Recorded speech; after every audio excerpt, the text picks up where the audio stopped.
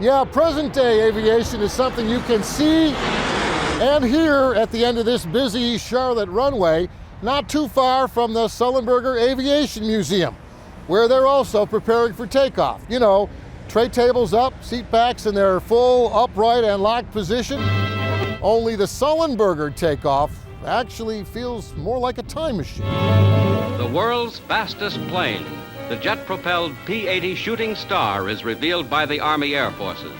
These old newsreels are from 1945 and 1946. Now they will go through battle formation tests.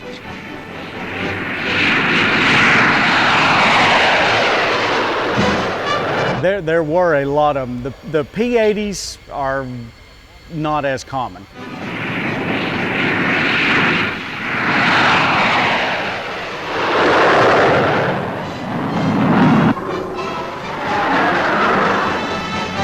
This was one of the first jet fighters. Matthew Hefner showing us today this early Navy version of the P-80 known as the TV-1 that his crew from Warbirds Restoration has been working on for months here at the Charlotte Airport, inside an historic hangar that's even older than the airplane is. Scraping and taping and sanding near the landing gear, removing decades of baked-on paint before polishing this old plane until you can see your reflection in the now shiny silver sheet metal. You got to get all the paint off, get it sanded down, get all the scuffs and scratches over the years as much as possible out to try to make it look good again. Bringing these back to close to original as possible is what we strive for. So the wire wheel helps us get these curved, hard to reach areas, and then you come behind it with the sander to even it out. So what you do. Molly Kenyon is normally a collection specialist with the Sullenberger Aviation Museum, but for now, just hand her the sander and stand back. Every day is a surprise. I never thought I would be doing this, but I find it extremely rewarding. And luckily we have a good team of workers here who are helping us get it done. And I think it's really special that everyone here working on this plane will have a special tie to this aircraft. At the other end here of what used to be Charlotte's Aviation Museum, pilot Brian Rosenstein already has a special tie to this yellow Stearman training plane from World War II that he's working on. I own one of these that I fly regularly. I just flew it yesterday. I do flight instruction with it and teach people how to fly these airplanes. What's it like to fly?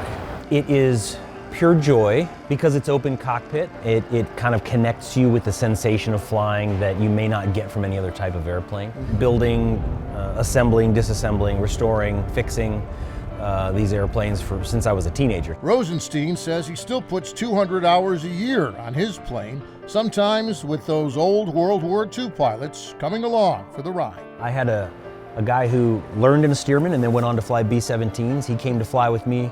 He was 96 years old and had not flown an airplane since the war, and he asked if he could take the stick, and I said absolutely. And he flew my airplane just like he was 20 years old again. It was amazing. And this is our history. It's a very rich part of our history.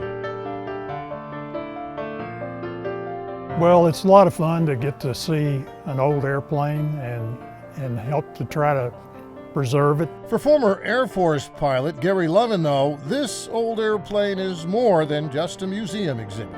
Well, I was in this particular squadron from 1980 to 1983, and I knew Bud Warfield. His name is on the side of the airplane. We flew a lot of different missions in this airplane, mostly air-to-ground, air-to-air combat too. You know you're getting old when all the airplanes you ever flew are in a museum too.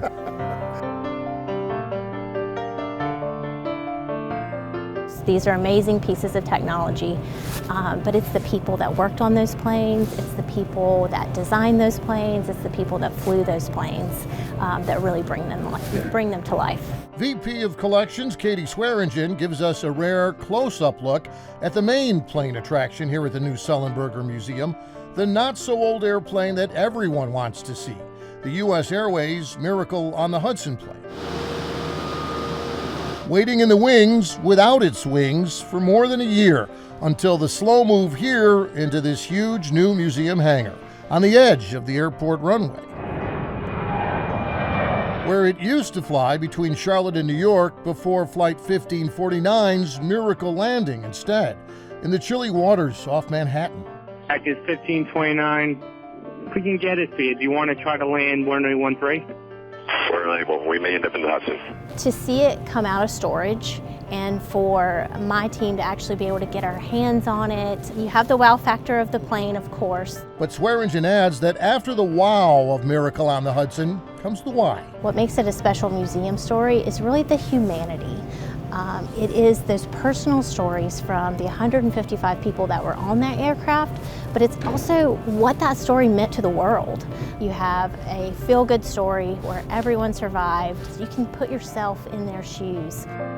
Yeah, like right up in one of those windows is where I was staring out at the engine on the way down. You can feel what they were feeling. That feeling of hope is a wonderful kind of feeling to have. It's a feeling I felt when we were in the life rafts and seeing the ferry boats coming. What is their experience 15 years later? What did this event mean to them? Yeah, 2024 is the 15th anniversary of the Miracle on the Hudson. That once-in-a-lifetime landing by Sully Sullenberger. And at the Aviation Museum here in Charlotte, named after Sully, well, they're getting ready to remember and to celebrate and maybe to inspire that next generation of North Carolina aviation. Amy? Thanks for watching, and if you don't want to miss any more great regional stories, please subscribe to our PBS Charlotte YouTube channel.